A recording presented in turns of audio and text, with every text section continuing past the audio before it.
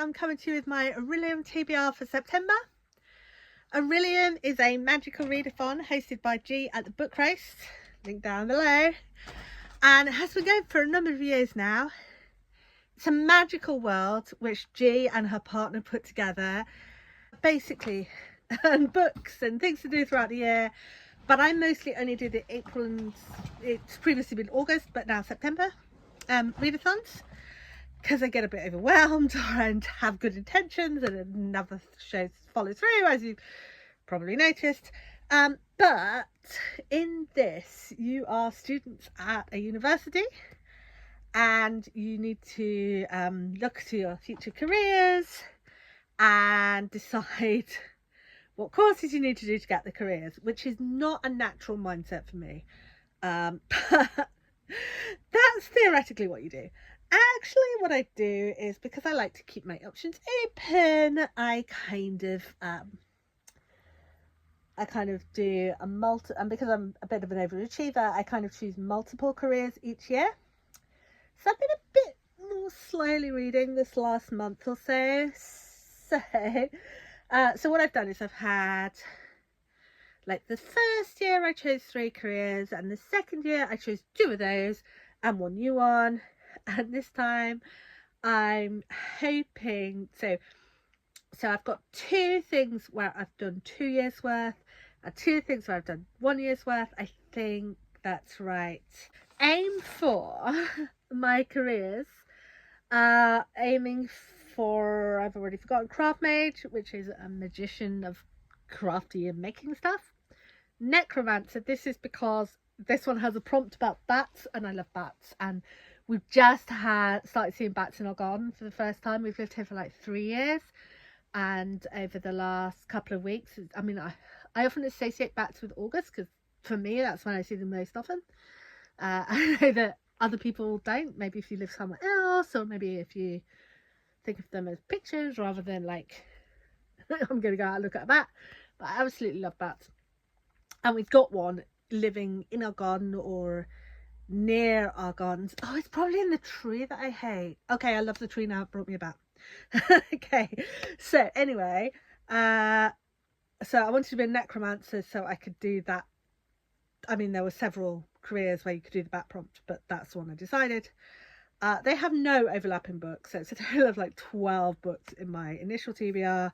And then my stretch goal was cartographer, because I was talking to my partner and I was like, do you think I'm more like a cartographer or more like whatever else the other thing I was thinking of? And he's like, definitely maps, you love maps and you love travel, so cartographer. So that's my stretch goal, which is an extra 3 books.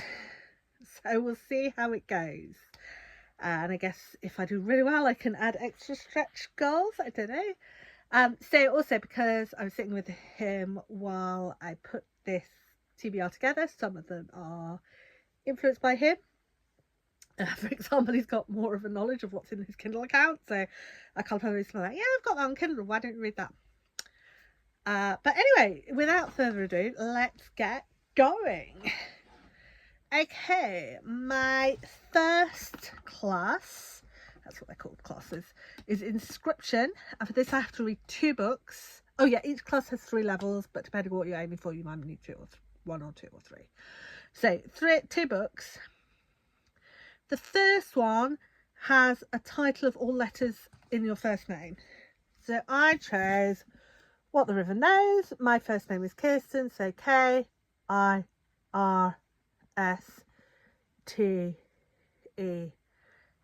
They're all in there. This is an Egyptian mythology based, I don't know, that's all I needed to know. It's blurred by Stephanie Garber and Rebecca Ross. It came out last year.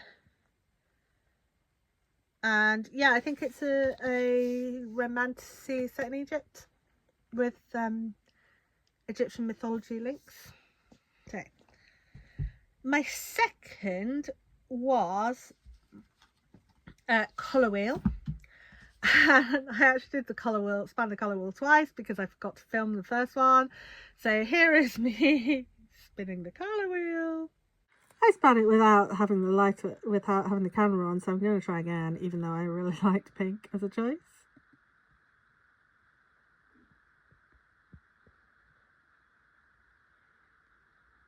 deep purple. Well, that will show me. Oh, I think pink would have been easier, but deep purple it is. And as you can tell, I needed a dark purple book, so I've gone for Belladonna because that just like absolutely fits the vibes and everything. And I'm guessing there's a lot of poison. It's hugely popular. There are birds and all sorts of like very traditional, like very like Renaissance Dutch or Spanish arts going on here. So again, this one's a Fairly edition. I think this is, yeah, this is 2022, and it's just gorgeous, and I just haven't got around to it. So the next one, Artificery, which I have to read 3 books for. The first book was Colour of Your Birthstone, and my birthstone is peridot, and I didn't want to just go for like green, but I picked this up, and it depends what the light is. It's looking quite yellow in this light, but this planet here just looks absolutely like a peridot to me, so I was like, yep, that'll do. That's the one. And this is Every Sky Grey by J. Posey, and this is language as a unification, but also as a tool for division. And there's someone who goes around killing planets for reasons which I don't remember because it's so old. I've had this book since it came out, I think in 2020. And that's less long ago than I thought. But yeah, I'm super excited to finally get around to this book. And as I say, when I looked at it, pulled it off my shelf, I was like, oh, that looks just like a peridot on the cover. But actually I'm finding the light. Oh yeah, maybe you can see the green. Okay, the next for that was a non-human protagonist, and this was the one where my partner went, have you read on Murderbot? And I haven't, so I can't remember where I'm up to yet. But Murderbot by Martha Wells is an utterly adorable sci-fi series about this robot who was basically made to be a soldier and to kill people, or rather to be an assassin and kill people. But somewhere along the line she found telenovelas, and all she wants to do is to be left alone to watch telenovelas. And also she kind of thinks that most of the humans she's asked to kill aren't that bad and don't deserve to be killed. So she's like this really sweet, wholesome robot who everyone's expecting to just start shooting as soon as she looks at them, but actually she just wants to be left alone to watch her telenovelas. And I'm not a big telenovela watcher, but it's very relatable, all the same, and I just love these books. But I've only read 3 of them, I think. I can't remember which one's the next one, but I'll be reading the next one along.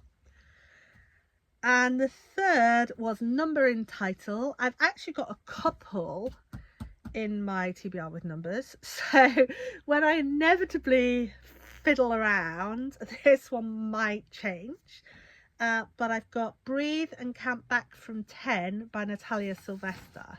This is a contemporary about a protagonist with hip dysplasia who kind of learns to become a mermaid in order to, which makes it sound fancy. It sort of sounds fancy, however I've seen it described, but I'm pretty certain it's contemporary with no fancy elements.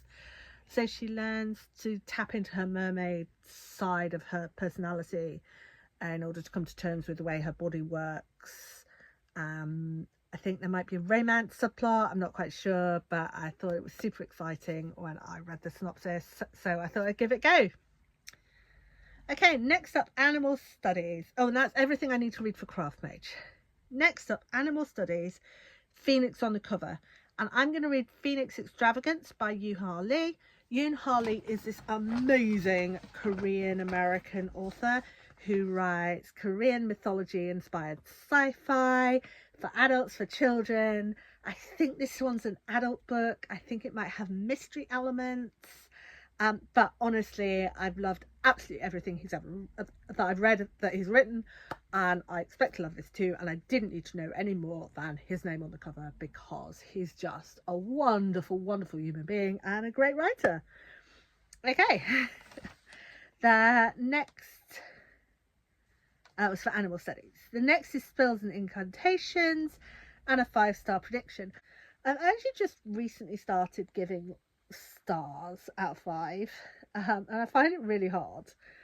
But I'm going for Butcher of the Forest by Preme Mohammed, which is book group pick, and I'm super excited for it. It's got all these kind of fey, woodlandy pictures on the cover. Apparently she writes on the border of sci-fi, fantasy, eco fiction, and she's got tons of awards, and I don't know, I've never read anything she's written before, but it feels like an error. And it's just I can't remember what the synopsis is. I'm just like, all vibes, no content, but you know, I'm here for that. In fact, so are you, or you wouldn't be here, because that basically describes me at all. Or anyway, doesn't it? All vibes, no content. Anyway, where was I? Conjuration, and for this I'm reading 3 books. Bat on the cover. So I've got Bats of the Republic by Zachary Thomas Dobson, and I think this is a sci-fi western with an autistic protagonist whose special interest is bats. So it's kind of a sci-fi western mystery, and there's like crime going on and horses and whatnot in the background, but in the middle this guy is like solving crimes through the power of knowing about bats. And as previously mentioned, I love bats. I'm expecting to read a lot of lovely info dumps about bats, and I'm gonna love it. Okay, the next was book that won an award, and I looked up the British Fantasy Society's awards and picked the horror winner, which was Just Like Home by Sarah Gales. I'm actually waiting for this from the library, so if this doesn't come in time, I'll switch it out. But that's why I just went, oh yeah, they have a horror award, let's pick that one. Has a Map, Bonesmith by Nikki Palpretto. This has a map of Iceland. I mean, I'm sure it's fantasy Iceland rather than actual Iceland, but I'm going to Iceland in September, so I thought this was a really good omen. And it is bone magic, maybe a little bit of necromancy, romance, fantasy. You know, she looks like that, and she's going to make the most of it. Glowing eyes, gorgeous, all vibes, no content. Again, I mean, I think it's got content. I think it's, people talk about how great the story is, but what's gone into my head is, you know, ready your blade, defeat the undead. Yeah, maybe they're a Viking-ish, maybe they're Viking necromancers, maybe they're not. Are they Viking necromancers? Tell me, are they Viking necromancers? Should I save this for Iceland, or should I not try and take this brick on a plane? I guess we'll see. Okay, then it was Restoration, Night Sky on the cover, and I've got One Dark Window by Rachel Gillick. This was actually 2022, I think.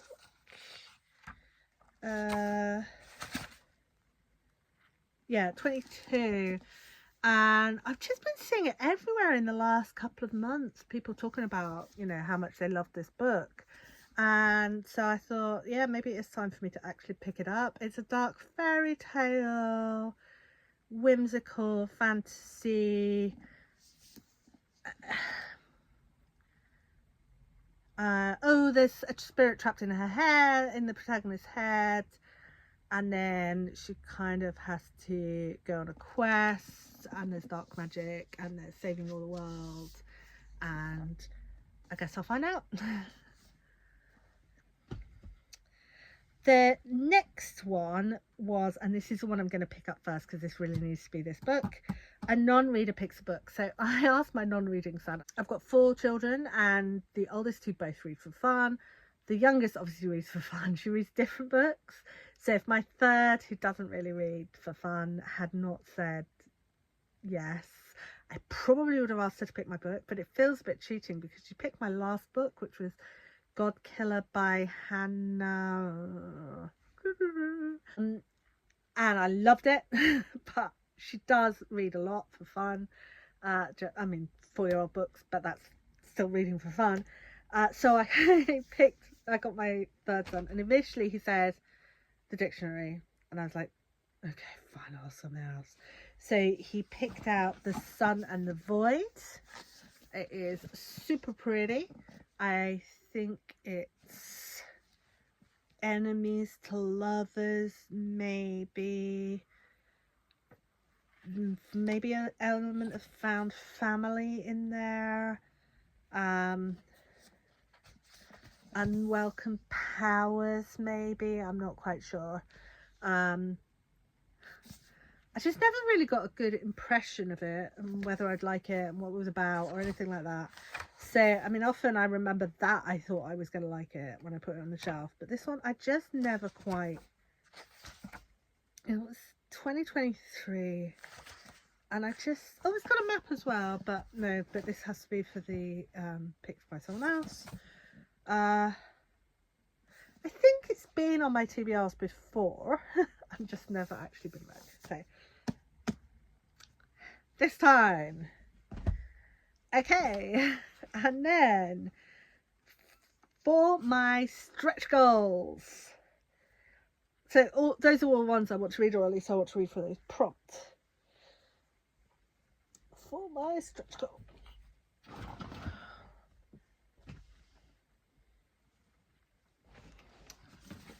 Okay, so the next one has some overlap with the previous categories. So it's actually only another 3 goals, even though if I was reading it independently, 3 books, even though if I was reading it independently, it would be 7 books. But Elemental, which has a favourite scent, and I went back and forward over this one for a while, but eventually I chose Spice Trade by Maya Ibrahim.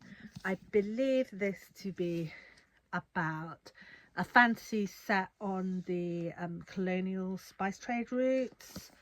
I expect it to be quite Arabic in feel, only from the cover. I expect there to be romance, and apparently there's an exciting tea in it. So I expect to really like it. I just don't know why I haven't got around to it. It's so pretty.